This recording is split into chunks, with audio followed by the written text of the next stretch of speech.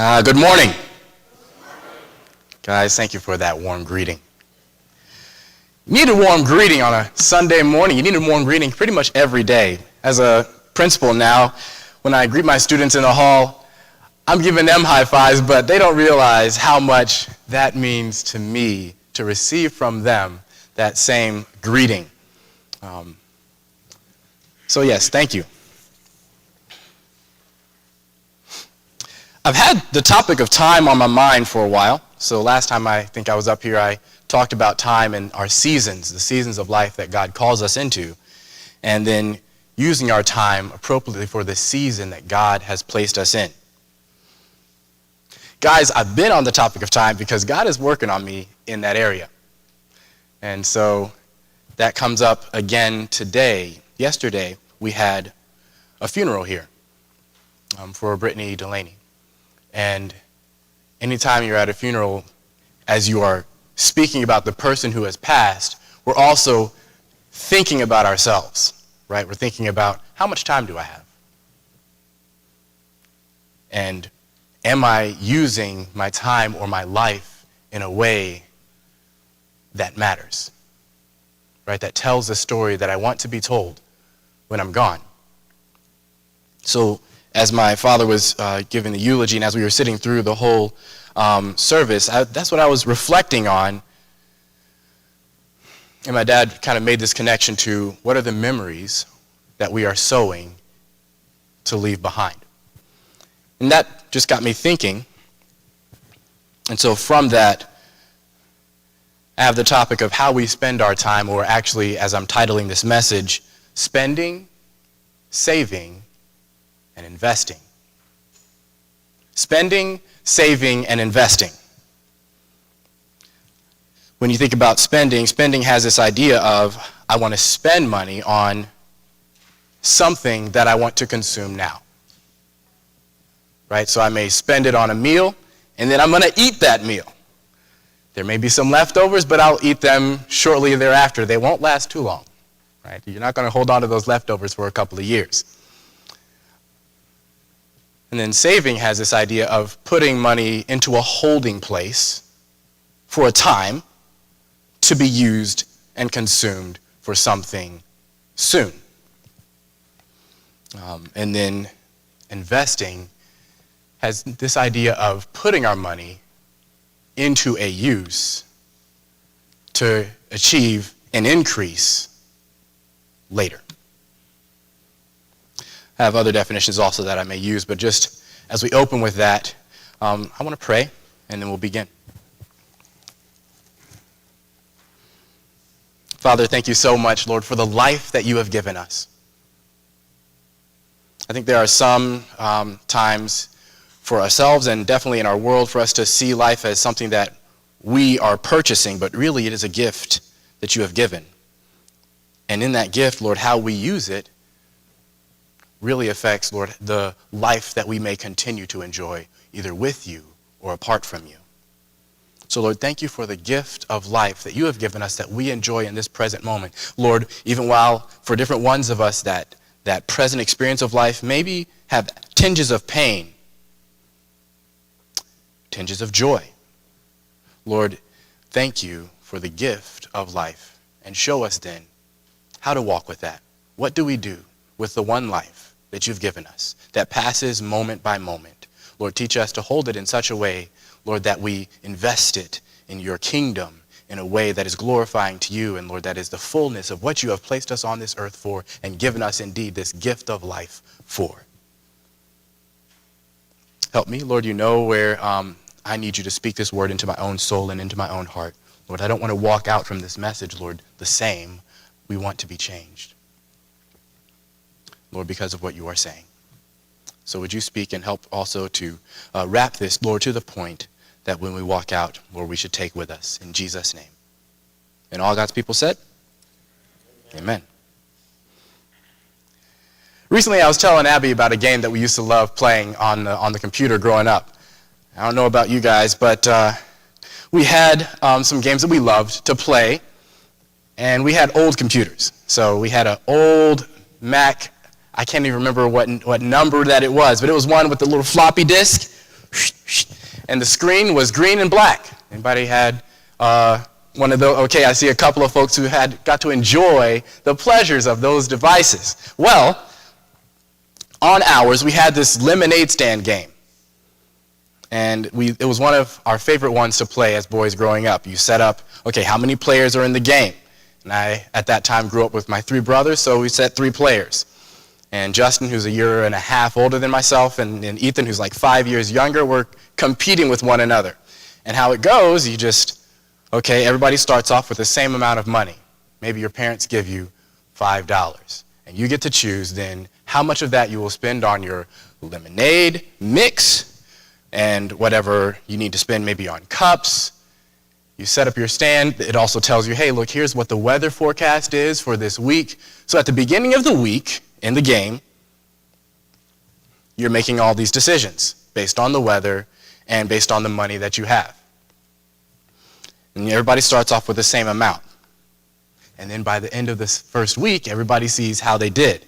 You get to set your own prices as well. So somebody can be very ambitious, which usually my younger brother at that young age thought, yeah, why charge only 25 cents for a cup of lemonade if you can charge a whole $1? So I'm going to charge a whole $1. But how many customers does a $1 lemonade attract as opposed to 25 cents for lemonade?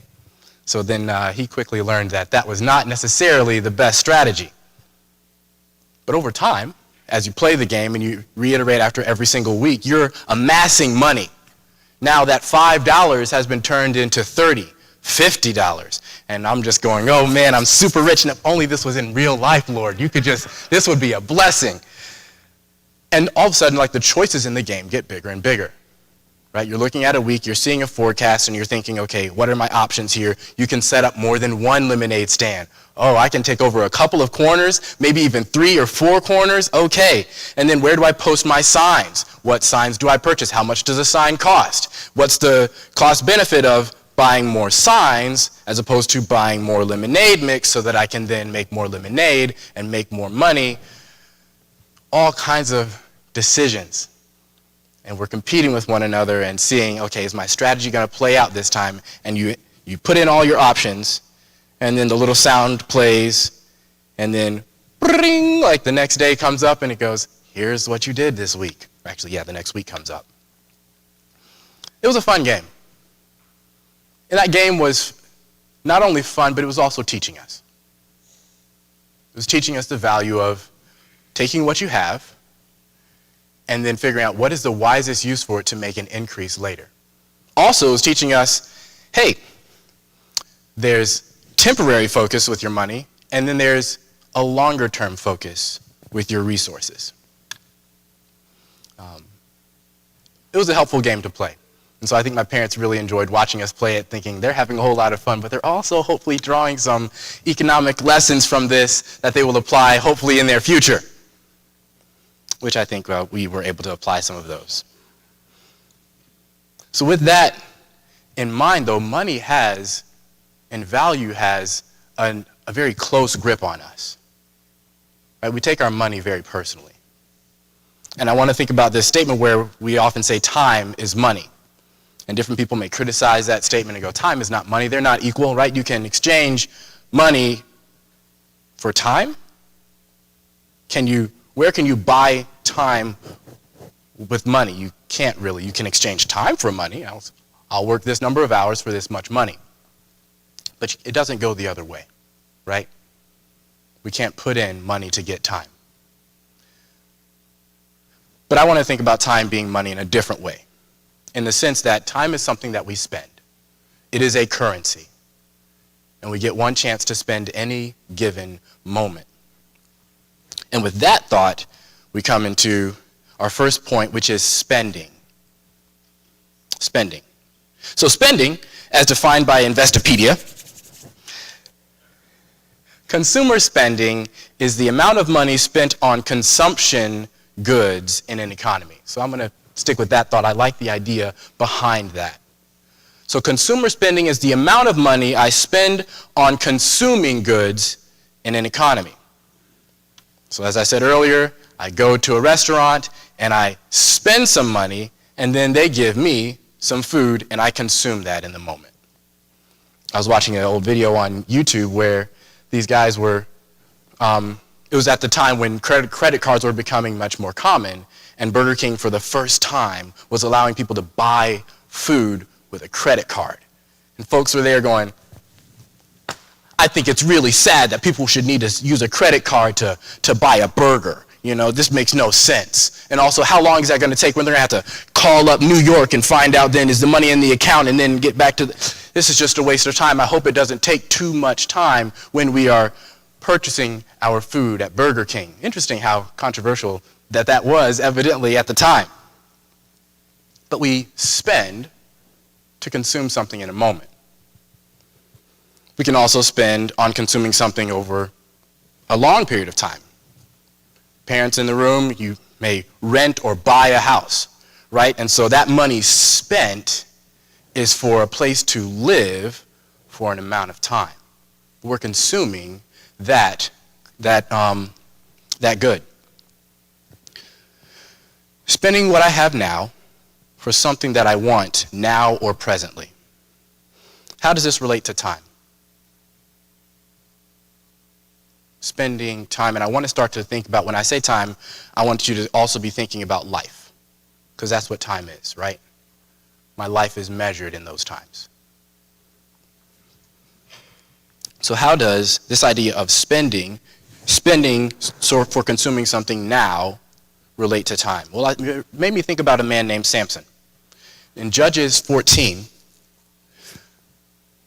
we start to learn some things about how Samson makes choices for his life. Before Samson was born, God said, look, he's going to be born for this purpose, right? And so his parents are given some instructions about how to raise him.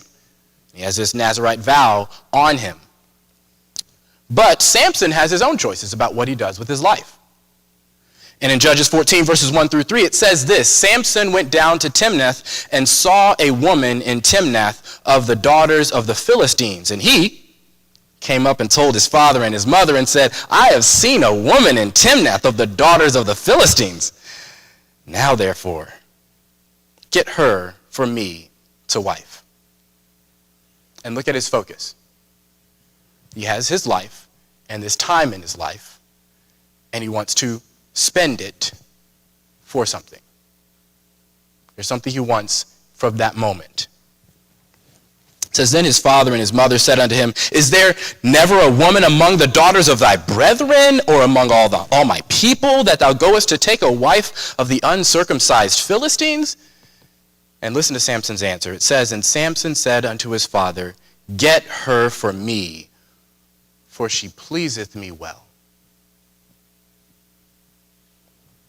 That's really interesting and also a little bit problematic that he sees her as a product that pleases him well. But I want to draw us to the idea of what pleases you well.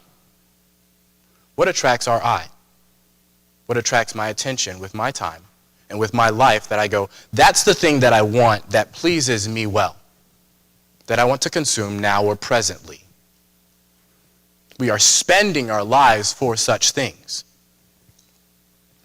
This seems to be kind of a trend in Samson's life, that his focus is on the moment. Right? God has called him for a kingdom purpose for the nation of Israel. But Samson's mind seems to continually be drawn down to whatever he needs in the moment. Look later in Judges chapter 14.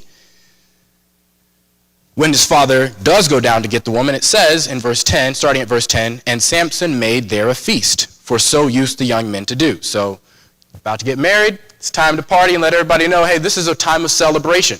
So he makes there a feast. And it came to pass, when they saw him, that they brought 30 companions to be with him. So this is a group gathered for the party. And Samson said unto them, I will now put forth a riddle unto you. So he's got a question, and he's going to see if they can figure it out. If ye can certainly declare it me within 7 days of the feast and find it out, then I will give you 30 sheets and 30 changes of garments. It's a lot of value. But if ye cannot declare it me, then shall ye give me, and notice the kind of exchange that he's looking for, 30 sheets and 30 changes of garments. And they said to him, put forth thy riddle, that we may hear it. There's the deal made for this riddle. And if you know the story, doesn't really turn out good for Samson, and it also doesn't really turn out good for those dudes. But with that, what's the whole purpose of that whole interaction? Samson had an opportunity to celebrate as he's headed into his marriage and his wedding, and he goes, I think of a riddle where it's going to get me some extra resources, some things that I want to consume. He is spending himself for that. He is spending his life in that time for that value. And it's interesting that in all of these interactions, we don't see or hear from Samson this idea of, what was I born for? Why did God send me here? He is minded on the things that he wants to consume in the moment. It continues to be true through his life. Judges 16, 15 and 19 says, when the story we remember most for Samson, right? Delilah says, how canst thou say, I love thee, when thine heart is not with me? So she's been bugging him for a long time to try to figure out where the secret of his strength is. And he hasn't told her. He's held on to that one. He hasn't passed that one up. That's something that he's held on to. He hasn't wanted to tell her. But then she says, thou hast mocked me these 3 times and hast not told me wherein thy great strength lieth. Now he knows it's in his hair, but not just that God has given him this strength. And he's being invited to exchange life for something. So it says, it came to pass when she pressed him daily with her words and urged him, so that his soul was vexed unto death. I think we pass over that a little bit fast. His soul was vexed unto death. It was a little bit hard for him to continue to resist giving what he should not have given. His soul was vexed unto death, that he told her all his heart, and said unto her, there hath not come a razor upon mine head. Think of how sad this is. That what he was given, the strength that he was given, and the calling upon his life, he is in this moment giving up. He's exchanging life for something in the moment.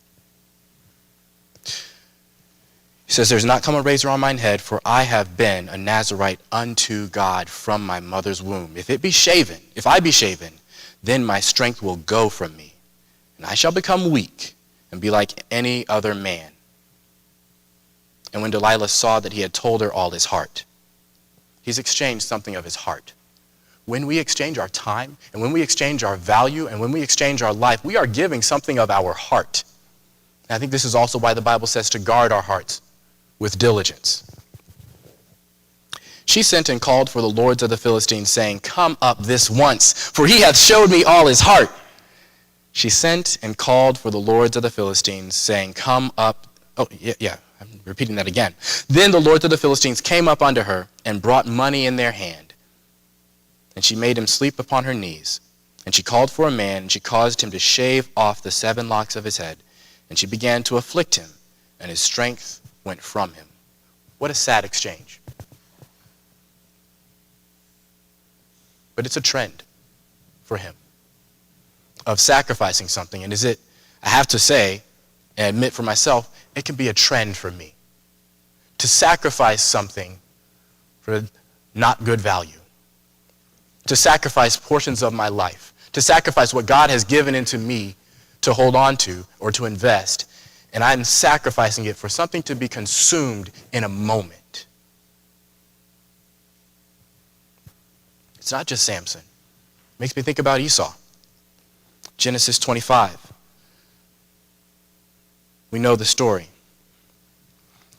Esau comes back. He's real tired. He's really hungry.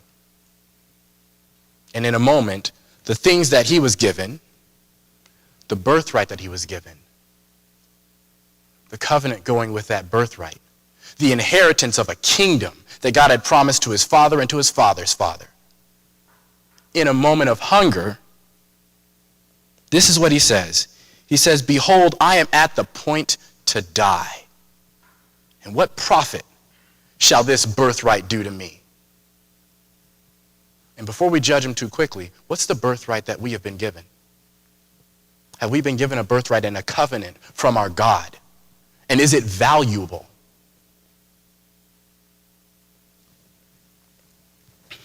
What profit shall this birthright do to me?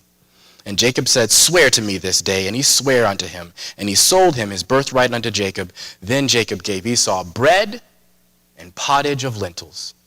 And he did eat and drink, and rose up and went his way. And then it adds this last point. Thus Esau despised his birthright. In a moment and in a time, he spent something he can never get back.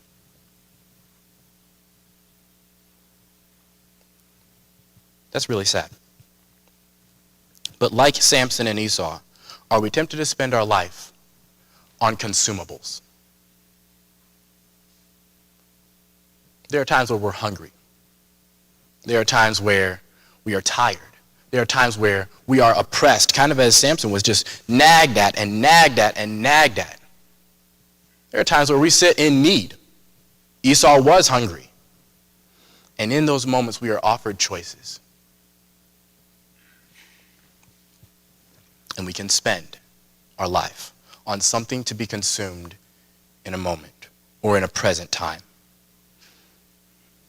I think it's a good thing to consider, what will I spend my moments on? We are given only one moment at a time. And once it's gone, it's gone. What will we spend our moments on? Spending is a temporal focus, and its object is to spend my life in the moment to consume a desire in a moment. But let's go on to this next idea of saving. Continuing to think about life and time as a currency, so we can take our money and we can save it. Can we take our time and save it? So let's consider this idea of saving.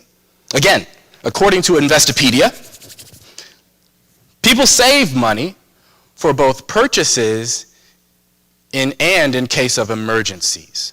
Saving is an essential part of personal finance that involves setting aside money for future use. And it says, think of it as putting your money in a piggy bank. But instead of an actual piggy bank, you can use a savings account, certificate of deposit that earns a little bit of interest over time. You can save for different reasons, such as buying a new gadget, going on a vacation, having an emergency fund, or for unexpected expenses.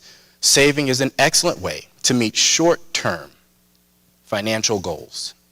And this idea of short-term is really fixed to this idea of savings. That the difference between savings and other, like investing, is that savings is a short-term thing. I'm going to put this away for now. It's going to stay in this holding place, and then I'm going to use that later. So short-term. By putting aside money regularly, you can build up a cushion that can help you weather tough times. Savings are generally low risk, meaning your money is safe, but the interest rates received are also low. The interest rates received are also low. The return on that, putting that money away for the time, is also low. There's a lot of places we can go with that definition as we apply it to life and as we apply it to our time. But I think it's important to ask another question. The idea behind saving is that I'm storing something so I can use it later. Can we store up time? Not at all. I heard somebody put it this way. You want to try to store up your time to save it for a later point at the end of the year? That's what they call crazy, and they'll take you away for that one. We can't store time. It's constantly passing. So this idea of saving time is really also a false idea. There's no box where I can stuff in my time, or a suitcase where I can stuff in my time to then open it up later and go, look at all this time that I've just stored up, and I'll just put it right out here. Here we go. It doesn't happen that way. We only get the moment that we're in. This one's hard for me because I think it's one of the ways in which I tend to operate. It's also how I tend to operate with my money. So when you talk about the different pitfalls that people can fall into with spending, saving, and investing, and we need to do some form of all three with the money that we have, right? But there's a portion of our money that when we get it, we should spend it, and we should set that as a certain amount of our budget. And then a certain portion of our money that we should save and set aside so that we can use it and have it for emergencies and other things. And then there's a certain portion of our money that we should invest so that when we're done with our earning years, then we can have it at that time. And in my own life, my tendency is to just go towards shoving money into different crevices that I can find it later on. Oh, look, in this bank account, I suddenly have this money that I forgot I had. And that's how I tend to operate. So investing is not necessarily my strength. Although I know the importance of investing, it tends to be that I just shove it aside in different accounts and then just kind of let it sit there. But we can't do that with time. There's no place we can put it. James 4, verses 13 and 14 puts it this way. He says, "Go to now, ye that say, today or tomorrow we will go into such a city and continue there a year and buy and sell and get gain, whereas ye know not what shall be on the morrow, for what is your life?" And here's where he's getting at this idea of the fact that we can't really save life. We can't really save time. What is your life? It is even a vapor that appeareth for a little time and then vanisheth away. There's no storing that up. It comes and it goes.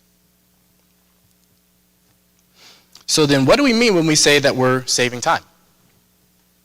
If we can't truly save it, what do we mean?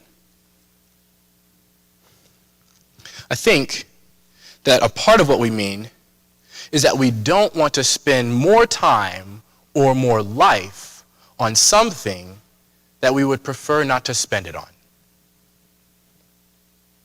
So we have chores, and in my house I wash dishes, and in my mind I go, I don't want to spend all my time on this, so I'll put off washing dishes so that I can spend my time on other things. Or I can go into the washing of the dishes and go, I'm going to go really, really fast, and if I go fast enough, I've saved time. Isn't that a part of what we mean when we say we're saving time? Right? I'm going to do this quickly, save that time that's later on after it for something that I want. Okay.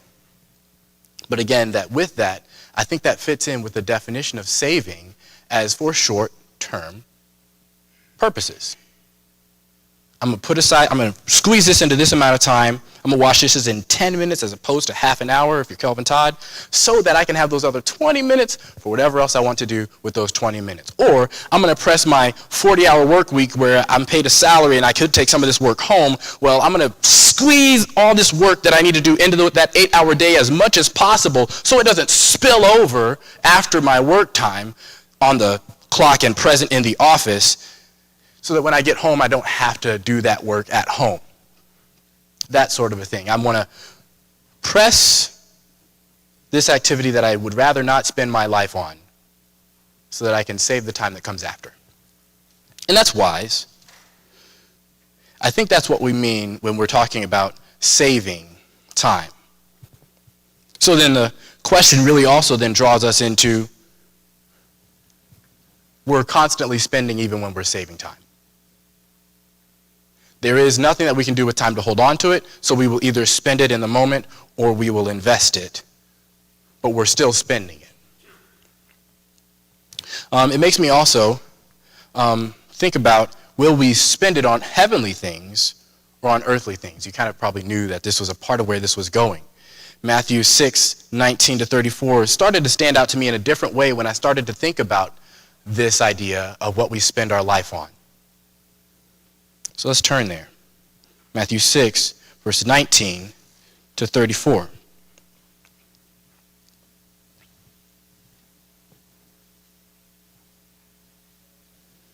It's a familiar passage, and we may skip different portions as we move into it.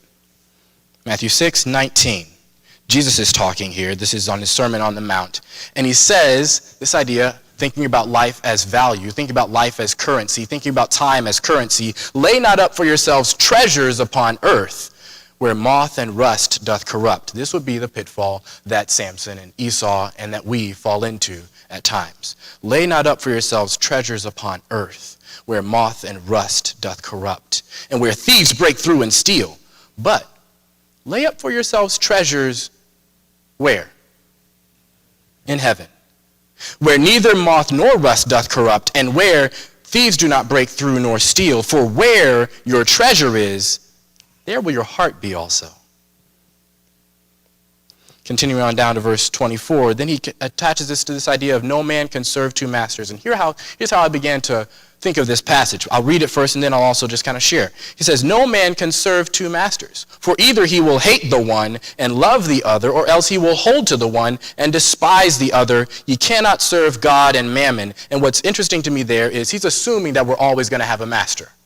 He's assuming that we're always going to be serving something or serving for something. And that's what we do with our time, isn't it?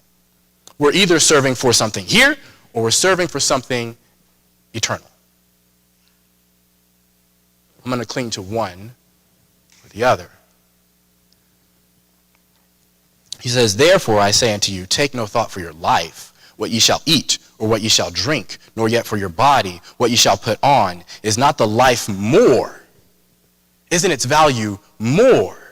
Is not the life more? More than meat, and the body than raiment. Behold the fowls of the air. They don't sow, they don't reap. Your Father feeds them. God takes care of them. That's a beautiful thing. And he says, are ye not much better than they? When you think about Esau, when you think about Samson, and when you think about the temptations that come to us, we're often drawn down to be consumed with, what am I going to have in this moment that I need to be consuming now? And we can spend our lives on that.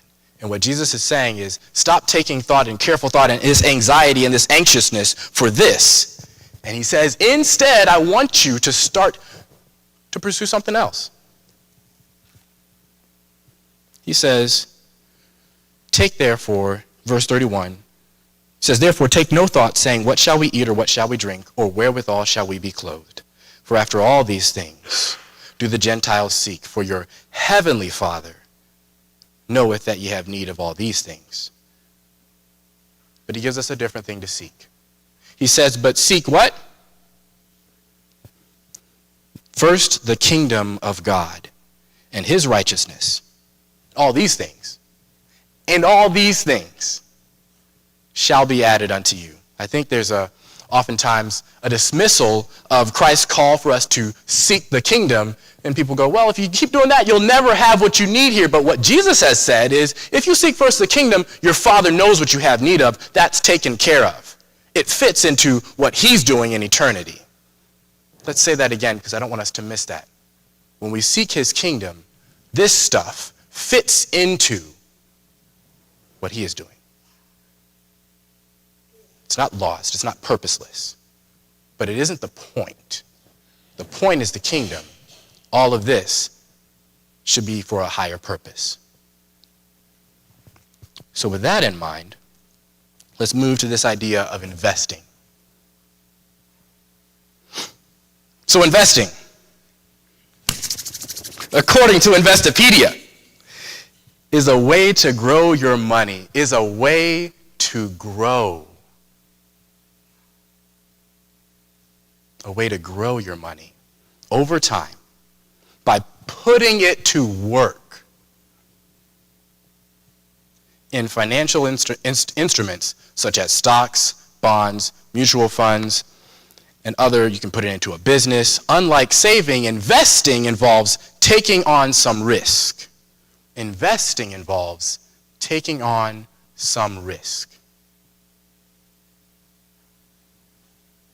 But it also has the potential to earn higher returns over the long term. Investing is a way to reach long-term financial goals, such as saving for college or a down payment on a house or retirement. Because investing involves taking on some risk, it is essential to choose investments that align with your goals, that align with your risk tolerance, that align with your time horizon. In general, the longer you can invest, the longer you can invest. In general, the longer you can invest, the more risk you can take on, because you have more time to ride out the ups and the downs. There's a lot there that we could talk about in this term, investing. But again, I'm not wanting to think of investing in a money sense. I want us to think about that concept when it comes to our time and our life as something that is a currency that we get to spend. Investing is a way to grow your money or to grow your value over time by putting it to work. How beautiful that is. This reminds me of the passage that we began with, John chapter 12, verse 23 to 28. Let's turn there again just to refresh ourselves with what that involves.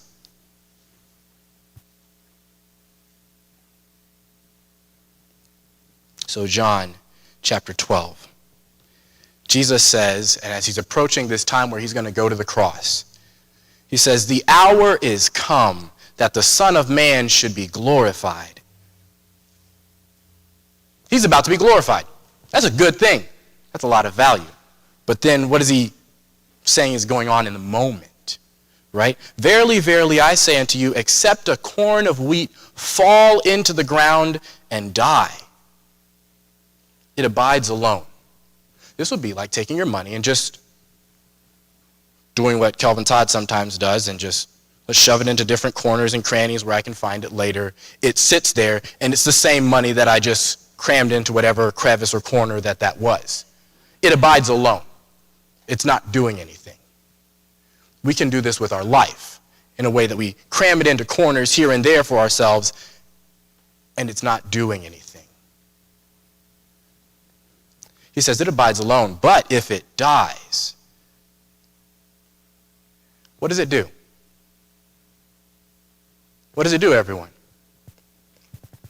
It brings forth much fruit, grows over time. That's what investing is. And when we die, in this sense that Christ is talking about here, there is a return as it grows over time. He that loveth his life, loves what he has in this moment, he's going to lose it. That's what Jesus says. He says, "And he that hates his life in this world shall keep it unto life eternal. If any man serve me, let him follow me, and where I am, there shall also my servant be. If any man serve me, him will my Father honor." This value that grows over time to the honor of God and to the glory of God. And Jesus says, "Now is my soul troubled." And I like it for us to think about that in kind of the sense that Samson was troubled. Kind of in the sense that Esau was troubled. There's a need that you have in the moment. Samson had a desire. Esau had a hunger. And Christ has a pain that he's about to face, and it doesn't feel good. Now is my soul troubled. And what shall I say? Father, save me from this hour? Am I going to ask God to save me from this moment that I'm about to put my life in the ground and die? Should I ask God to spare me from that moment that's going to cost a lot? There is risk when it comes to investing, isn't there? And there's the temptation to want to be rescued from that cost. Isn't that what happens when, say for myself, I'm coming home from work and the workday has been long and kids have been in my face and all these things have been going on and I've got these situations to figure out, and the temptation for me in that moment is to go, I just want to escape from all of that. I want to decompress and take care of me. Now, I don't have any children, so I don't even have that added opportunity and burden to bear. But right, if I operate in that mindset, I can end up neglecting my wife, which is my calling before God, to serve and sacrifice myself for her. And so that's a temptation that I face, where there's a sense of, well, Lord, I'm a bit troubled right now, and I'd rather not lay down my life in this moment. I'd rather do something that takes care of me, that feels good for me in the moment. And that's a temptation that I'm wrestling against, right? Do we wrestle against such temptations? So for Christ, he says here, my soul is troubled. And what should I say? God, save me from this moment? And this is where I don't want us to pass over the temptation that Esau felt, the temptation that Samson felt, and also the temptation that Satan wanted to bring to Christ here. It can be a very difficult burden to bear and a very difficult road to walk.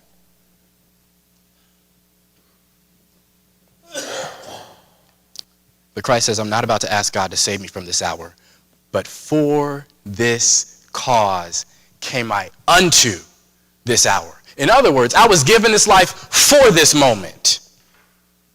I was supposed to sow my life in this moment to die for a greater benefit. And not a greater benefit just for him,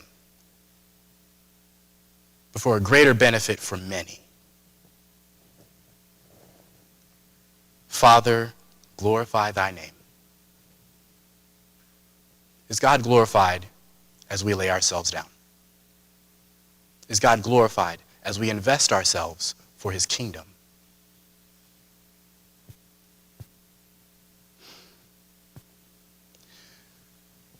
This is, I think,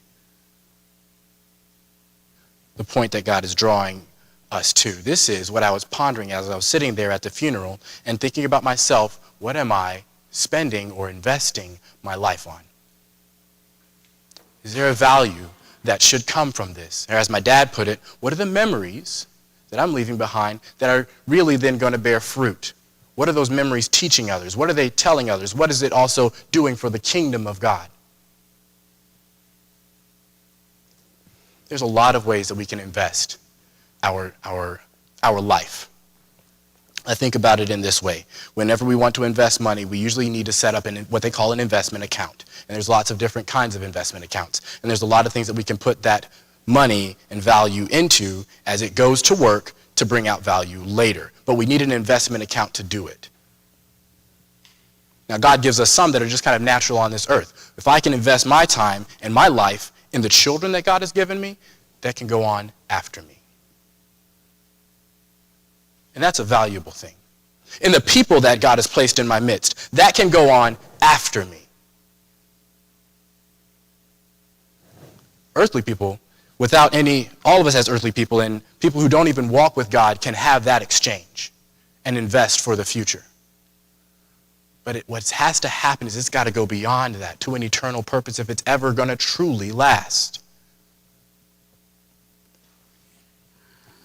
Paul said it this way to his people. He said, I'm gladly going to spend and be spent for you. There's an investing of himself in the ministry. How do we invest ourselves in a moment for a payout in eternity?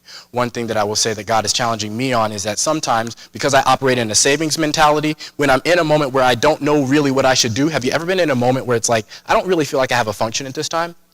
This location, this situation that I'm in, I don't see my job and my responsibility.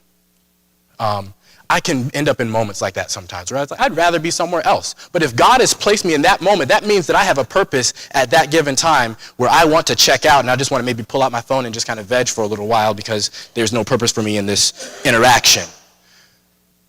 But if I see life as something to be invested, that moment was for a specific purpose, I should look around and see the opportunities that God has placed in my midst in that moment. That stranger that's in my face, that child that's in my face where I go, I really don't know how to communicate with you, and you seem like you don't know how to communicate with me. We should, So, we can sacrifice what God specifically meant for a kingdom purpose. Let's not miss that. But always drawing ourselves up to investing our lives for his kingdom purpose. There's another passage that I'm mindful of and that I'll end with. 1 Corinthians chapter 3. He talks about our works, or what we do with our life, and the foundation that God has given us for this life. He says, now if any man build upon this foundation gold, silver, precious stones, wood, hay, stubble, every man's work, or you could put in there kind of every man's life, shall be made manifest. For the day shall declare it, because it shall be revealed by fire. So there's this fire that's going to go on everything that we've done in our life. And it's going to try it and see if this is something that is not going to last or if it is something that is eternal. God's going to do that. Tried for whatever sort it is. If any man's work abide, which he hath built thereupon, he shall receive. He shall receive, because he's invested. He shall receive a reward. If any man's work shall be burned, he shall suffer loss. But he himself shall be saved, yet so as by fire. And this is interesting that even as a believer, I face this opportunity to exchange for earthly things or for heavenly things. I myself, being saved, can still throw my money, throw my life away. Or I can keep it for life eternal. I can sow something that is going to last forever. What is God calling you to do with your life? We'll walk away from this moment into some different interactions. Will we invest ourselves into that moment in a way that dies to ourselves and in a way that pursues God's kingdom purpose, whether I see the natural value or not, and sow myself into that moment with energy so that God's kingdom can experience growth?